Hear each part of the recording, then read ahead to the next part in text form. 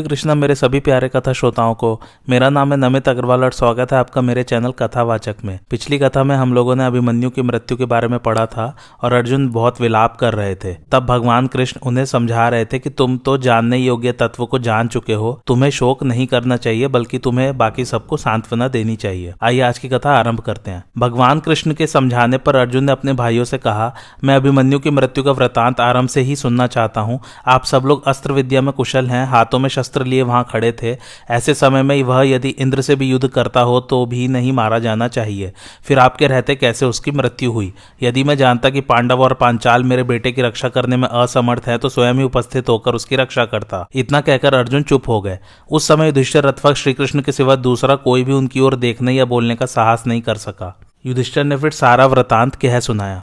धर्मराज की बात सुनकर अर्जुन हा पुत्र कहते हुए करुण उच्छ्वास लेने लगे और अत्यंत व्यथा से पीड़ित होकर पृथ्वी पर गिर पड़े। उस समय सबके मुख पर विषाद छा गया। सभी अर्जुन को घेर कर बैठ गए और निर्निमेष नेत्रों से एक दूसरे को देखने लगे।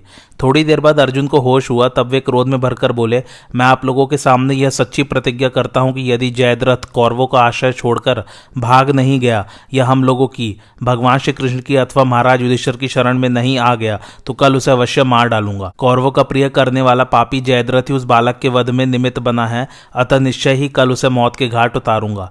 अगर कल उसे न मारो तो माता पिता की हत्या करने वाले, गुरु स्त्रीगामी, चुगलखोर, साधु निंदक, दूसरों पर कलंक लगाने वाले, धरोहरों को हड़प लेने वाले और विश्वासघाती पुरुषों की जो गति होती है वह मेरी भी हो। अब मेरी यह दूसरी प्रतिज्ञा भी सुनिए। यदि कल सूर्य अस्त होने के पहले पापी जयद्रथ नहीं मारा गया तो मैं स्वयं ही जलती हुई आग में प्रवेश कर जाऊंगा। देवता, असुर, मनुष्य, पक्षी, नाग, पितर, राक्षस, ब्रह्मर्षि, देवर्षि, यह चराचर जगत तथा इसके परे जो कुछ है वह भी, ये सब मिलकर भी मेरे शत्रु की रक्षा नहीं कर सकते।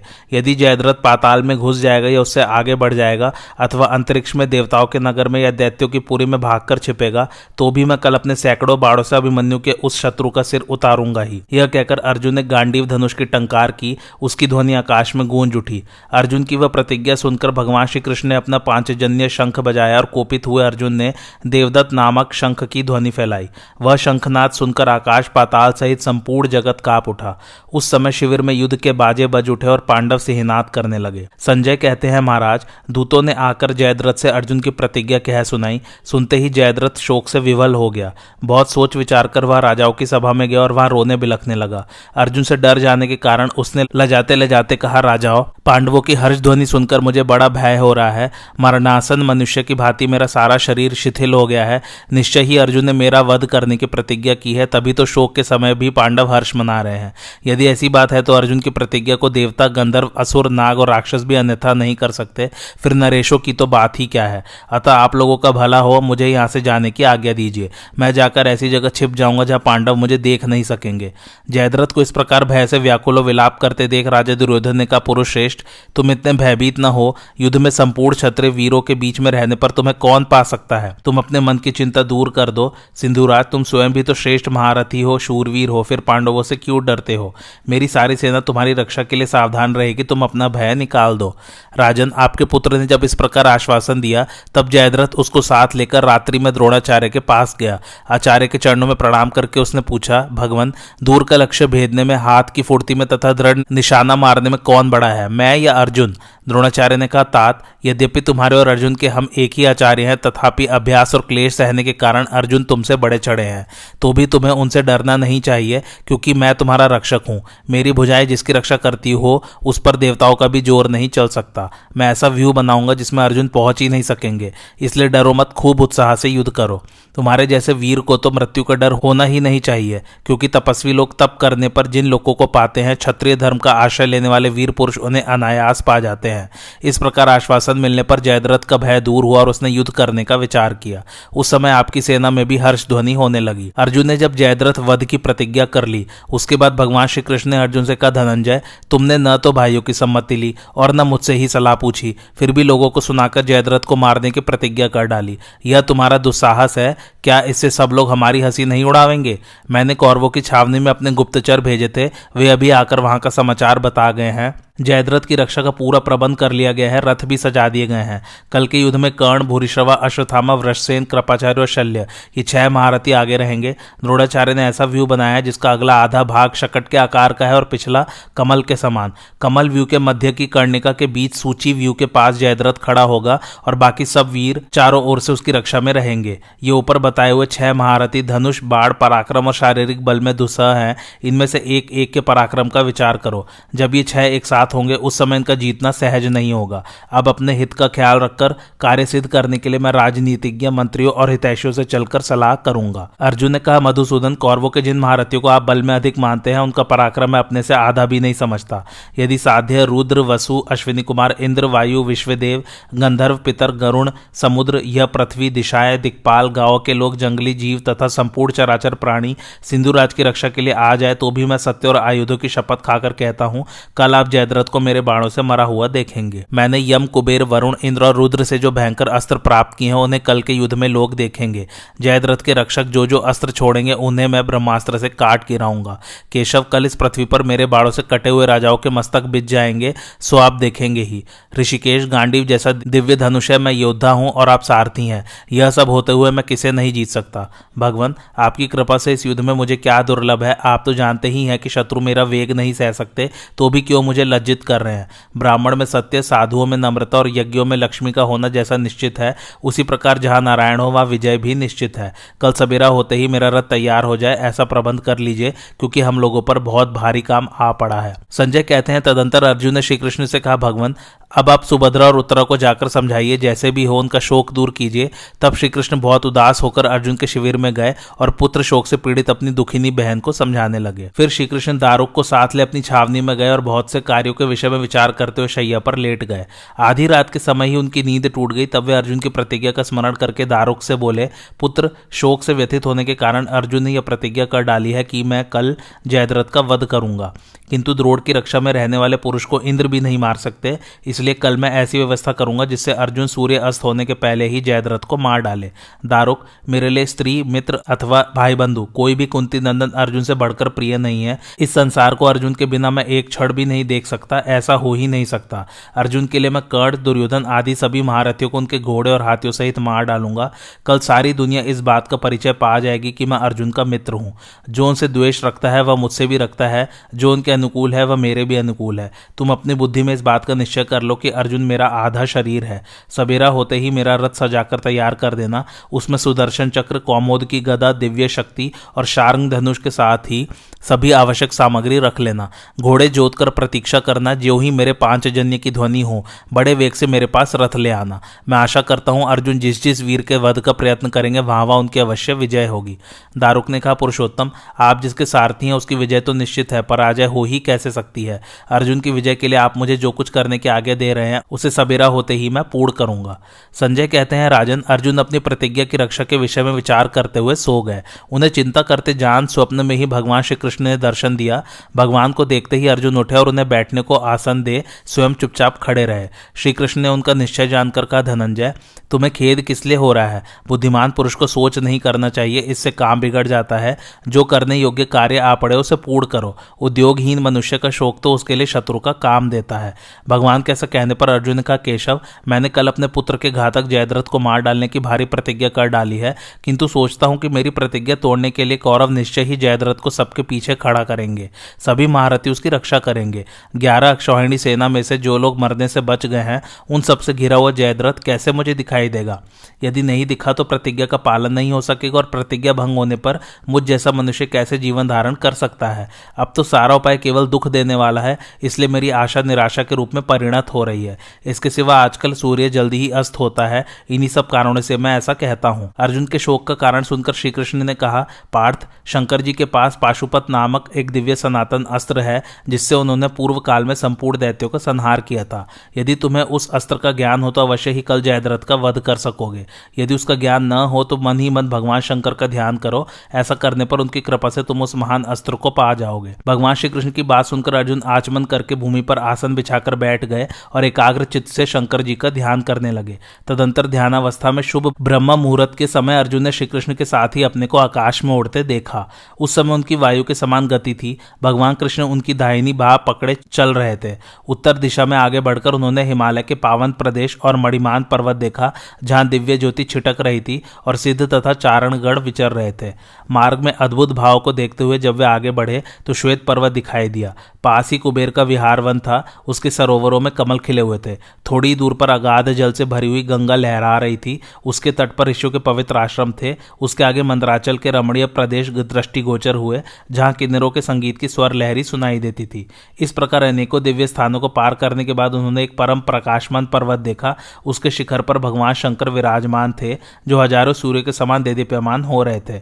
उनके हाथ में त्रिशूल था, मस्तक पर जटाजूट शोभा पा रहा था और गौर शरीर पर वल्कल और मृग चर्म का वस्त्र लपेटे भगवान भूतनाथ पार्वती देवी के साथ बैठे थे। तेजस्वी भूतगण उनकी सेवा में उपस्थित थे। ब्रह्मवादी ऋषि दिव्य स्त्रोतों से उनकी स्तुति कर रहे थे। उनके पास पहुंचकर भगवान कृष्ण और अर्जुन ने पृथ्वी पर मस्तक टेक कर उन्हें प्रणाम किया। उन दोनों नर और नारायण को आया देख भगवान शिव बड़े प्रसन्न हुए और हंसते हुए बोले, वीरवरों, तुम दोनों का स्वागत है। उठो, विश्राम करो और शीघ्र बताओ तुम्हारी क्या इच्छा है। तुम जिस काम के लिए आए हो उसे मैं अवश्य पूर्ण करूंगा। भगवान शिव की यह बात सुनकर श्री कृष्ण और अर्जुन दोनों हाथ जोड़े खड़े हो गए और उनकी स्तुति करने लगे। भगवान, आप ही भव, शर्व, रुद्र, वरद, पशुपति, उग्र, कपर्दी, महादेव, भीम, त्रयंबक, शांति और ईशान आदि नामों से प्रसिद्ध हैं। आपको हम बारंबार नमस्कार करते हैं। आप भक्तों पर दया करने वाले हैं। प्रभु, हमारा मनोरथ सिद्ध कीजिए। तदंतर अर्जुन ने मन ही मन भगवान शिव और श्री कृष्ण का पूजन किया तथा शंकर जी से कहा, भगवान, मैं दिव्य अस्त्र चाहता हूँ। यह सुनकर भगवान शंकर मुस्कुराए और कहने लगे, श्रेष्ठ पुरुषों, मैं तुम दोनों का स्वागत करता हूँ। तुम्हारे अभिलाषा मालूम हुई। तुम जिसके लिए आए हो वह वस्तु अभी देता हूँ। यहाँ से निकट ही एक अमृतमय दिव्य सरोवर है, उसी में मैं अपने दिव्य धनुष और बाण रख दिए हैं। वहां जाकर बाण सहित धनुष ले आओ। बहुत अच्छा कहकर दोनों वीर शिव जी के पार्षदों के साथ उस सरोवर पर गए। वहां जाकर उन्होंने दो नाग देखे। एक सूर्य मंडल के समान प्रकाशमान था और दूसरा 1000 मस्तक वाला था। उसके मुख से आग की लपटें निकल रही थी। श्री कृष्ण और अर्जुन दोनों उस सरोवर के जल का आचमन करके उन नागों के पास उपस्थित हुए और हाथ जोड़कर शिव जी को प्रणाम करते हुए शतरुद्रीय का पाठ करने लगे। तब भगवान शंकर के प्रभाव से वे दोनों महानाग अपना स्वरूप छोड़कर धनुष बाढ़ हो गए। इससे वे दोनों बड़े प्रसन्न हुए और उन देदीप्यमान धनुष बाढ़ को लेकर शंकर जी के पास आए। वहां आकर उन्होंने वे अस्त्र शंकर जी को अर्पण कर दिए। तब भगवान शंकर की पसली में से एक ब्रह्मचारी निकला। उसने वीरासन से बैठकर उस धनुष को उठा लिया और उस पर विधिवत बाढ़ चढ़ाकर उसे खींचा। अर्जुन ये सब ध्यानपूर्वक देखता रहा और उस समय शिवजी ने जो मंत्र पढ़ा उसे भी उसने याद कर लिया। तब उस ब्रह्मचारी ने उन धनुष बाढ़ को पुनः सरोवर में फेंक दिया। तत्पश्चात शंकर जी ने प्रसन्न होकर अपना पाशुपत नामक घोर अस्त्र अर्जुन को दे दिया। उसे पाकर अर्जुन के हर्ष की सीमा न रही। उनके शरीर में रोमांच हो आया। अब वे अपने को कृतकृत्य मानने लगे। फिर श्री कृष्ण और अर्जुन दोनों ने भगवान शिव को प्रणाम किया और उनके आज्ञा ले वे अपने शिविर में चले आए। यह सब कुछ अर्जुन ने स्वप्न में ही देखा था। संजय कहते हैं, इधर श्री कृष्ण और दारुक बातें करते ही रहे। इतने में रात बीत गई। दूसरी ओर राजा युधिष्ठिर भी जग गए। वे उठकर स्नान गृह की ओर गए। वहां स्नान करके श्वेत वस्त्र पहने 108 युवा स्नातक जल से भरे हुए सोने के घड़े लिए खड़े थे। युधिष्ठिर एक महीन वस्त्र पहनकर श्रेष्ठ आसन पर बैठ गए और उस मंत्रपूत जल से स्नान करने लगे। वे स्नान पूजन आदि से निवृत्त होकर बैठे ही थे कि द्वारपाल ने आकर खबर दी, महाराज, भगवान श्री कृष्ण पधार रहे हैं। राजा ने कहा, उन्हें स्वागत पूर्वक ले आओ। तदंतर भगवान श्री कृष्ण को एक सुंदर आसन पर विराजमान कर राजा युधिष्ठिर ने उनका विधिवत पूजन किया। इसके बाद अन्य दरबारी लोगों के आने की सूचना मिली। राजा के आगे से द्वारपाल उन्हें भी भीतर ले आया। विराट, भीमसेन, धृष्टद्युम्न, सात्यकी, चेदिराज, धृषकेतु, द्रुपद, शिखंडी, नकुल, सहदेव, चेकितान, केकई राजकुमार, युयुत्सु, उत्तमौजा, युधामन्यु, सुबाहु और द्रौपदी के 5 पुत्र ये तथा अन्य बहुत से क्षत्रिय महात्मा युधिष्ठिर की सेवा में उपस्थित हो उत्तम आसनों पर विराजमान हुए। श्री कृष्ण और सात्यकी एक ही आसन पर बैठे थे। इन लोगों में बातचीत चली रही थी कि अर्जुन अपने मित्रों के साथ राजा का दर्शन करने के लिए वहां आ पहुंचे। भीतर आकर युधिष्ठिर को प्रणाम करके वे सामने खड़े हो गए। उन्हें देखते ही युधिष्ठिर ने उठकर बड़े प्रेम से गले लगाया। फिर उनका मस्तक सूंघकर मुस्कुराते हुए कहा, अर्जुन, आज तुम्हारे मुख की जैसी प्रसन्न कांति है तथा भगवान श्री कृष्ण जैसे प्रसन्न है, उससे ज्ञात होता है युद्ध में तुम्हारी विजय निश्चित है। अर्जुन ने कहा, भैया, रात में मैंने केशव की कृपा से एक महान आश्चर्यजनक स्वप्न देखा था। यह कहकर अर्जुन ने अपने हितैषियों के आश्वासन के लिए वह सब वृतांत कह सुनाया। जिस प्रकार स्वप्न में शंकर जी का दर्शन हुआ, यह सुनकर सभी लोगों ने विस्मित हो शंकर जी को प्रणाम किया और कहने लगे, यह तो बहुत ही अच्छा हुआ। सात्यकी, श्री कृष्ण और अर्जुन भी युधिष्ठिर को प्रणाम कर प्रसन्नता पूर्वक युद्ध के लिए उनके शिविर से बाहर निकले। सात्यकी और श्री कृष्ण एक ही रथ पर बैठकर अर्जुन की की छावनी में गए। वहां जाकर श्री कृष्ण ने सारथी की भांति अर्जुन के रथ को सब सामग्रियों से सजाकर तैयार किया। इतने में अर्जुन भी अपना दैनिक कर्म पूरा करके धनुष बाढ़ लिए बाहर निकले और रथ की परिक्रमा करके उस पर सवार हो गए। फिर सात्यकी और श्री कृष्ण अर्जुन के आगे जा बैठे। श्री कृष्ण ने घोड़ों की बागडोर हाथ में ले ली। अर्जुन उन दोनों के साथ युद्ध को चल दिए। अर्जुन सात्यकी से बोले, इस समय राजा युधिष्ठिर की रक्षा का भार तुम्हारे ऊपर है। इस संसार में कोई भी ऐसा वीर नहीं है जो तुम्हें युद्ध में हरा सके। तुम साक्षात श्री कृष्ण के समान हो। तुम पर या प्रद्युम्न पर ही मेरा अधिक भरोसा रहता है। मेरी चिंता छोड़कर सब तरह से राजा की ही रक्षा में रहना। जहां भगवान वासुदेव है और मैं हूं वहां किसी विपत्ति की संभावना नहीं है। अर्जुन के ऐसा कहने पर सात्यकी बहुत अच्छा कहकर जहां राजा युधिष्ठिर थे वहीं चला गया। संजय ने कहा, वह रात बीतने पर आचार्य द्रोण ने अपनी सब सेना को शकटव्यूह में खड़ा किया। उस समय वे शंख बजाते हुए बड़ी तेजी से उधर उधर घूम रहे थे। जब वह सारी सेना युद्ध के लिए उत्साहित होकर खड़ी हो गई तो आचार्य ने जयद्रथ से कहा, तुम भूरिश्रवा, कर्ण, अश्वत्थामा, शल्य, वृषसेन और कृपाचार्य 1,00,000 घुड़सवार, 60,000 रथी, 14,000 गजारोही और 21,000 पैदल सेना लेकर हमारे 6 कोस पीछे रहो। वहां इंद्रादि देवता भी तुम्हारा कुछ नहीं बिगाड़ सकेंगे। फिर पांडवों की तो बात ही क्या है, वहां तुम बेखटके रहना। द्रोणाचार्य के इस प्रकार ढांढस बंधाने पर सिंधुराज जयद्रथ गांधार महारथियों और घुड़सवारों के साथ चला। ये 10,000 सिंधु देशीय घोड़े बड़े सधे हुए और धीमी चाल से चलने वाले थे। इसके बाद आपके पुत्र दुशासन और विकर्ण सिंधुराज की कार्य सिद्धि के लिए सेना के अग्रभाग में आकर डट गए। द्रोणाचार्य जी का बनाया हुआ यह चक्र शकटव्यूह 24 कोस लंबा और पीछे की ओर 10 कोस तक फैला हुआ था। उसके पीछे पद्म गर्भ नामक अभेद्य व्यू था और उस पद्म गर्भ व्यू में सूचीमुख नाम का एक गुप्त व्यू बनाया गया था। इस प्रकार इस महाव्यूह की रचना करके आचार्य उसके आगे खड़े हुए। सूची व्यू के मुख भाग पर महान धनुर्धर कृतवर्मा को नियुक्त किया गया। उसके पीछे काम्बोज, नरेश और जलसंध तथा उनके पीछे दुर्योधन और कर्ण खड़े थे। शकट व्यू के अग्रभाग की रक्षा के लिए 1,00,000 योद्धा तैनात किए गए थे। इन सबके पीछे सूची व्यू के पार्श्व भाग में बड़ी भारी सेना के सहित राजा जयद्रथ खड़ा था। द्रोणाचार्य जी के बनाए हुए इस शकट व्यू को देखकर राजा दुर्योधन बड़ा प्रसन्न हुआ। इस प्रकार जब कौरव सेना की व्यू रचना हो गई तथा भेरी और मृदंगों का शब्द एवं वीरों का कोलाहल होने लगा तो रौद्र मुहूर्त में रणांगण में वीरवर अर्जुन दिखाई दिया। इधर नकुल के पुत्र शतानीक तथा धृष्टद्युम्न ने पांडव सेना की व्यू रचना की थी। इसी समय कुपित काल और वज्रधर इंद्र के समान तेजस्वी सत्यनिश और अपनी प्रतिज्ञा को पूरी करने वाले नारायण अनुयायी नरमूर्ति वीरवर अर्जुन ने अपने दिव्य रथ पर चढ़कर गांडीव धनुष की टंकार करते हुए युद्ध भूमि में पदार्पण किया। उन्होंने अपनी सेना के अग्रभाग में खड़े होकर शंख ध्वनि की। उनके साथ ही श्री कृष्णचंद्र ने भी अपना 5 जन्य शंख बजाया। इस प्रकार आपकी सारी सेना व्याकुल हो गई। तब उसका उत्साह बढ़ाने के लिए फिर शंख, भेरी, मृदंग और नगाड़े आदि बजने लगे। अब अर्जुन ने अत्यंत हर्षित होकर श्री कृष्ण से कहा, ऋषिकेश, आप घोड़ों को दुर्मर्शन की ओर बढ़ाइए। मैं उसकी हस्ती सेना को भेद कर शत्रु के दल में प्रवेश करूंगा। यह सुनकर श्री कृष्ण ने दुर्मर्शन की ओर रथ हाका। बस अब दोनों ओर से बड़ा तुमुल संग्राम छिड़ गया। आपकी ओर के सभी रथी श्री कृष्ण और अर्जुन पर बाड़ों की वर्षा करने लगे। तब महाबाहु अर्जुन ने भी क्रोध में भरकर अपने बाड़ों से उनके सिर उड़ाने आरंभ कर दिए। बात की बात में सारी रणभूमि वीरों के मस्तकों से छा गई। यही नहीं, घोड़ों के सिर और हाथियों की सूंडें भी सर्वत्र पड़ी दिखाई देने लगी। आपके सैनिकों को सब और अर्जुन ही दिखाई देता था। वे बार बार अर्जुन यह है, अर्जुन कहाँ है, अर्जुन वह खड़ा हुआ है, इस प्रकार चिल्ला उठते थे। इस भ्रम में पड़कर उनमें से कोई कोई तो आपस में और कोई अपने पर ही प्रहार कर बैठते थे। उस समय काल के वशीभूत होकर वे सारे संसार को अर्जुनमय ही देखने लगे। कोई लहूलुहान होकर मरणासन हो गए थे, कोई गहरी वेदना के कारण बेहोश हो रहे थे और कोई पड़े पड़े अपने भाई बंधुओं को पुकार रहे थे। इस प्रकार अर्जुन ने अपने बाड़ों से दुर्मर्शन की गज सेना का संहार कर डाला। इससे आपके पुत्र की बची हुई सेना भयभीत होकर भागने लगी। अर्जुन की मार के कारण वह उनकी ओर मुंह फेर कर देख भी नहीं सकती थी। इस प्रकार सभी वीर मैदान छोड़कर भाग गए। उन सभी का उत्साह नष्ट हो गया। तब अपनी सेना को इस प्रकार छिन्न भिन्न होते देखकर आपका पुत्र दुशासन बड़ी भारी गज सेना लेकर अर्जुन के सामने आया और उन्हें चारों ओर से घेर लिया। इस समय एक क्षण के लिए दुशासन ने बड़ा ही उग्र रूप धारण कर लिया। इधर पुरुष सिंह अर्जुन ने बड़ा भीषण सिंहनाद किया और वे अपने बाड़ों से शत्रुओं की हस्ती सेना को कुचलने लगे। वे हाथी गांडीव धनुष से छूटे हुए हजारों तीखे बाड़ों से घायल होकर भयंकर चीत्कार करते पटपट पृथ्वी पर गिरने लगे। उनके कंधों पर जो पुरुष बैठे थे उनके मस्तक भी अर्जुन ने अपने बाड़ों से उड़ा दिए। उस समय अर्जुन की फुर्ती देखने योग्य थी। वे कब बाढ़ चढ़ाते हैं, कब धनुष की डोरी खींचते हैं, कब बाढ़ छोड़ते हैं और कब तरकस में से नया बाढ़ निकालते हैं, यह जान ही नहीं पड़ता था। वे मंडलाकार धनुष के सहित नृत्य करते जान पड़ते थे। इस प्रकार अर्जुन के हाथ से व्यथित होकर दुशासन की सेना अपने नायक के सहित भाग उठी और बड़ी तेजी से द्रोणाचार्य से सुरक्षित होने की आकांक्षा से शकट व्यूह में घुस गई।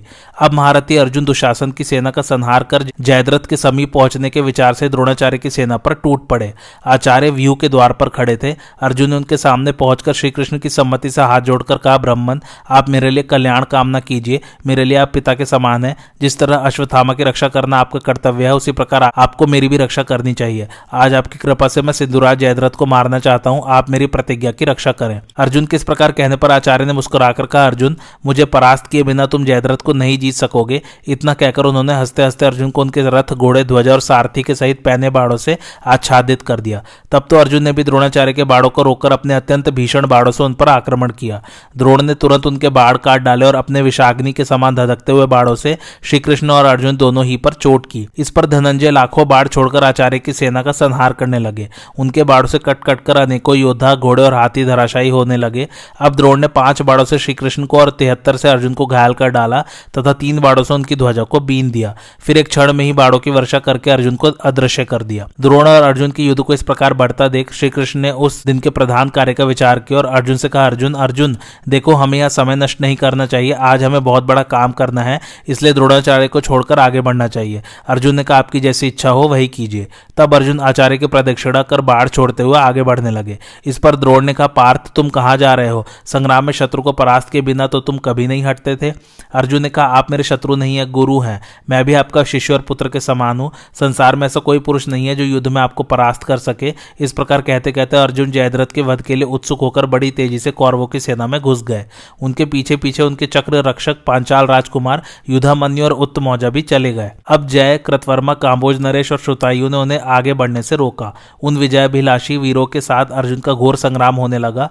कृतवर्मा ने अर्जुन को 10 बाण मारे। अर्जुन ने उसके 103 बाण मारकर उसे अचेत सा कर दिया। तब उसने हंसकर श्री कृष्ण और अर्जुन दोनों ही पर 25-25 बाण छोड़े। इस पर अर्जुन ने उसका धनुष काटकर उसे 73 बाणों से घायल कर दिया। कृतवर्मा ने तुरंत ही दूसरा धनुष लेकर 5 बाणों से अर्जुन की छाती पर वार किया। तब श्री कृष्ण ने अर्जुन से कहा, पार्थ, तुम कृतवर्मा पर दया मत करो। इस समय संबंध का विचार छोड़कर बलात् इसे मार डालो। इस पर अर्जुन अपने बाणों से कृतवर्मा को चेत कर काम्बोज वीरों की सेना की ओर चले। अर्जुन को इस प्रकार बढ़ते देखकर महापराक्रमी राजा श्रुतायुध अपना विशाल धनुष चढ़ाता बड़े क्रोध से उनके सामने आया। उसने अर्जुन के 3 और श्री कृष्ण के 70 बाण मारे तथा एक तेज बाण से उनकी ध्वजा पर वार किया। अर्जुन ने तुरंत ही उसका धनुष काटकर तरकस के भी टुकड़े टुकड़े कर दिए। तब उसने दूसरा धनुष लेकर अर्जुन की छाती और भुजाओं में 9 बाण मारे। इस पर अर्जुन ने हजारों बाण छोड़कर श्रुतायुध को तंग कर डाला और उसके सारथी एवं घोड़ों को भी मार डाला। तब महाबली श्रुतायुध रथ से उतरकर हाथ में गदा ले अर्जुन की ओर दौड़ा। यह वरुण का पुत्र था। महानदी पर्णाशा इसकी माता थी। उसने अपने पुत्र के स्नेहवश वरुण से कहा था कि मेरा पुत्र संसार में शत्रु के लिए अवध्य हो। इस पर वरुण ने प्रसन्न होकर कहा था, मैं तुझे यह वर देता हूं और साथ ही दिव्य अस्त्र भी देता हूं। इसके कारण तेरा पुत्र अवध्य हो जाएगा। परंतु संसार में मनुष्य का अमर होना किसी प्रकार संभव नहीं है। जो उत्पन्न हुआ है उसे अवश्य मरना होगा। ऐसा कहकर वरुण ने श्रुतायुध को एक अभिमंत्रित गदा दी और कहा, यह गदा तुम्हें किसी ऐसे व्यक्ति पर नहीं छोड़नी चाहिए जो युद्ध न कर रहा हो। ऐसा करने पर यह तुम पर ही गिरेगी। किंतु इस समय श्रुतायुध के मस्तक पर काल मंडरा रहा था, इसलिए उसने वरुण की बात पर कोई ध्यान नहीं दिया और उसने श्री कृष्ण पर वार किया। भगवान ने उसे अपने विशाल वक्षस्थल पर लिया और उसने वहां से लौटकर श्रुतायुध का काम तमाम कर दिया। श्रुतायुध ने युद्ध न करने वाले श्री कृष्ण पर गदा का वार किया था, इसलिए उसने लौटकर उसी को नष्ट कर दिया। इस प्रकार वरुण के कथनानुसार ही श्रुतायुध का अंत हुआ और वह सब योद्धाओं के देखते देखते प्राणहीन होकर पृथ्वी पर गिर गया। श्रुतायुध को मरा देखकर कौरवों की सारी सेना और उसके नायकों के भी पैर उखड़ गए। इसी समय काम्बोज नरेश का शूरवीर पुत्र सुदक्षिण अर्जुन के सामने आया। अर्जुन ने उसके ऊपर 7 बाण छोड़े। वे उस वीर को घायल करके पृथ्वी में घुस गए। तब सुदक्षिण ने 3 बाणों से श्री कृष्ण को बींधकर 5 बाण अर्जुन पर छोड़े। अर्जुन ने उसका धनुष काटकर ध्वजा भी काट डाली और 2 अत्यंत पैने बाणों से उसे भी घायल कर दिया। अब सुदक्षिण ने अत्यंत कुपित होकर धनंजय के ऊपर एक भयंकर शक्ति छोड़ी। वह उन्हें घायल करके चिंगारियों की वर्षा करती पृथ्वी पर गिर गई। शक्ति की चोट से अर्जुन को गहरी मूर्छा आ गई। चेत होने पर उन्होंने कंक पत्र वाले 14 बाणों से सुदक्षिण सुदक्षिण को तथा उसके घोड़े, ध्वजा, धनुष और सारथी को भी घायल कर दिया। फिर और भी बहुत से बाढ़ छोड़कर उसके रथ के टुकड़े टुकड़े कर दिए। इसके पश्चात एक तीखी धार वाले बाढ़ से उन्होंने सुदक्षिण की छाती फाड़ डाली। इससे उसका कवच टूट गया, अंग छिन्न भिन्न हो गए और मुकुट तथा अंग आदि आभूषण इधर उधर बिखर गए। फिर एक कर्णी नामक के बाढ़ से उन्होंने उसे भी धराशायी कर दिया। राजन, इस प्रकार वीर श्रुतायुध और सुदक्षिण के मारे जाने पर आपके सैनिक क्रोध में भरकर अर्जुन पर टूट पड़े तथा अभिशाह, शूरसेन, शिबी और बसाती जाति के वीर उन पर बाड़ों की वर्षा करने लगे। अर्जुन अपने बाड़ों से उनमें से 6000 योद्धाओं का सफाया कर दिया। तब उन्होंने चारों ओर से अर्जुन को घेर लिया, किंतु वे जैसे जैसे धनंजय की ओर गए वैसे ही उन्होंने अपने गांडीव धनुष से छूटे हुए बाड़ों से उनके सिर और भुजाओं को उड़ा दिया। उनके कटे हुए सिरों से सारी रणभूमि पट गई। जिस समय वीर धनंजय उनका इस प्रकार संहार कर रहे थे, महाबली श्रुतायु और अच्युतायु उनके सामने आकर युद्ध करने लगे। उन दोनों वीरों ने उनकी दाई और बाई ओर से बाढ़ बरसाना आरंभ किया और हजारों बाढ़ छोड़कर उन्हें बिल्कुल ढक दिया। इसी समय श्रुतायु ने अत्यंत क्रोध में भरकर अर्जुन पर बड़े जोर से तोमर का वार किया। उससे घायल होकर वे एकदम अचेत हो गए। इतने ही में अच्युतायु ने उनके ऊपर एक अत्यंत तीक्ष्ण त्रिशूल फेंका। उसकी चोट ने अर्जुन के घाव पर नमक का काम किया और वे बहुत घायल हो जाने के कारण अपने रथ की ध्वजा के डंडे का सहारा लेकर बैठे रह गए। तब अर्जुन को मारा हुआ समझकर आपकी सारी सेना में बड़ा कोलाहल होने लगा। अर्जुन को अचेत देखकर श्री कृष्ण बड़े चिंतित हुए और अपनी मधुर वाणी से उन्हें सचेत करने लगे। उससे बल पाकर वे धीरे धीरे होश में आने लगे। इस प्रकार मानो उनका यह नया जन्म ही हुआ। उन्होंने देखा कि श्री कृष्ण और उनका रथ बाड़ों से ढके हुए हैं तथा दोनों शत्रु सामने डटे हुए हैं। बस उन्होंने तुरंत ही ऐन्द्रास्त्र प्रकट किया। उससे हजारों बाढ़ निकलने लगे। उन्होंने उन दोनों वीरों पर वार किया और उनके छोड़े हुए बाढ़ भी अर्जुन के बाड़ों से विदीर्ण होकर आकाश में उड़ने लगे। बात की बात में उनके बाड़ों से मस्तक और भुजाएं कट जाने के कारण वे दोनों महारथी धराशायी हो गए। इस प्रकार श्रुतायु और अच्युतायु का वध हुआ देखकर सभी लोगों को बड़ा आश्चर्य हुआ। इसके पश्चात अर्जुन उनके अनुयायी 50 रथियों को मारकर और भी अच्छे अच्छे वीरों का संहार करते कौरवों की सेना की ओर बढ़े। श्रुतायु और अच्युतायु का वध हुआ देखकर उनके पुत्र नियतायु और दीर्घायु क्रोध में भरकर बाड़ों की वर्षा करते अर्जुन के सामने आए, किंतु अर्जुन ने अत्यंत कुपित होकर अपने बाड़ों से एक मुहूर्त में ही उन्हें यमराज के पास भेज दिया। हाथी जिस प्रकार कमल वन को खूंद डालता है, उसी प्रकार महावीर अर्जुन कौरवों की सेना को कुचल रहे थे। उस समय कोई भी क्षत्रियवीर उन्हें रोक नहीं पाता था। इतने ही में गज सेना के सहित अंग देशीय, पूर्वीय, दाक्षिणात्य और कलिंग देशीय राजाओं ने दुर्योधन के आगे से उन पर आक्रमण किया, किंतु अर्जुन ने गांडीव से छोड़े हुए बाड़ों से तत्काल उनके सिर और भुजाओं को उड़ा दिया। इस युद्ध में अनेकों गजारोही म्लेच्छ धनंजय के बाड़ों से बिंदकर धराशायी हो गए।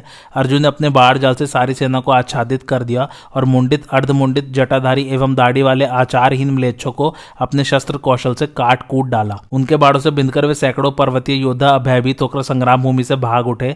इस प्रकार घोड़े, हाथी और रथों के सहित अनेकों वीरों का संहार करते हुए वीर धनंजय रणभूमि में विचर रहे थे। अब राजा अंबष्ट ने उनकी गति को रोका। अर्जुन ने बड़ी फुर्ती से अपने तीखे बाड़ों से उसके घोड़ों को मार डाला और धनुष को भी काट गिराया। अंबष्ट एक भारी गदा लेकर बार बार अर्जुन और श्री कृष्ण पर चोट करने लगा।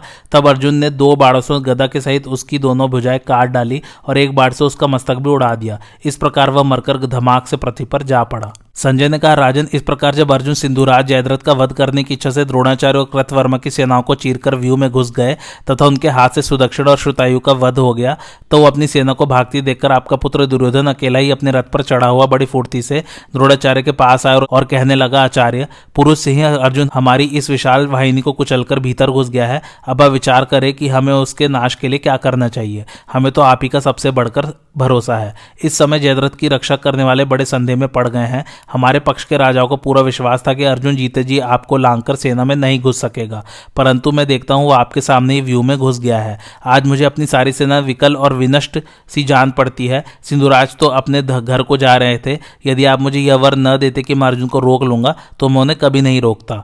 मैंने मूर्खता से आपकी रक्षा में विश्वास करके सिंधुराज को भी समझा बुझा दिया। अतः अब आप कोई ऐसा उपाय कीजिए जिससे सिंधुराज की रक्षा हो सके। मैंने घबराहट में कुछ अनुचित कह दिया हो तो उससे कुपित न होकर आप किसी प्रकार इन्हें बचाइए।